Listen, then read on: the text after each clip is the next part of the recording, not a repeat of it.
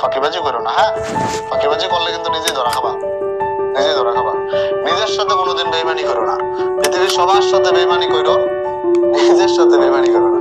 নিজের যে ধোকা দেয় সে সবচেয়ে বড় ধোকাবাজ। নিজের যে ধোকা দেয়, জীবন যদি ধরো 8-10টা হইতো, তোমার জীবন যদি 8-10টা হইতো, একটা তুমি ফ্যামিলিতে দিয়ে দিতা, হ্যাঁ, ফ্যামিলির জন্য তুমি ডাক্তারি করতা, একটা আত্মীয় স্বজনের জন্য তুমি ইঞ্জিনিয়ারিং করতা, একটা বন্ধু বান্ধবরে দিয়ে দিতা আড্ডা দেওয়ার লিগা, একটা তোমার ভালোবাসার মানুষকে দিয়ে দিতা, একটা উদয় পৃথিবীর মানুষকে দিয়ে দিতা, এরপরে তোমার 2-3টা এক্সট্রা থাকতো এনজয় করার জন্য। জীবন কয়টা? জীবন একটা। একবার মরে গেলে একটু।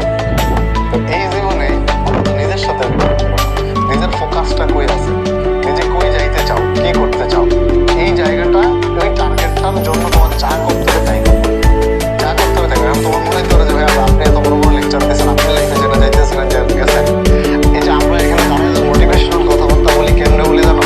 সবাই মারা খায় এসে বলি।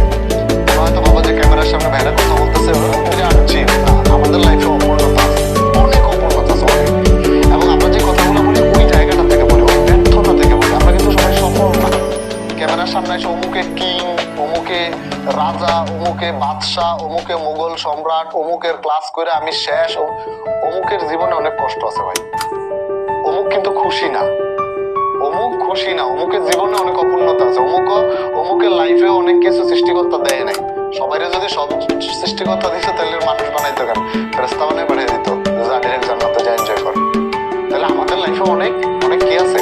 অপূর্ণতা আছে। ওই অপূর্ণতার জায়গা থেকে আমরা যে মোটিভেশনাল কথা বলি, এগুলো মোটিভেশন লাগে হচ্ছে আমাদের ব্যর্থতার যে ইটা আছে, আক্রোশটা আছে, ওইটা, ওই জায়গাটা থেকে এই কথাগুলো আসে।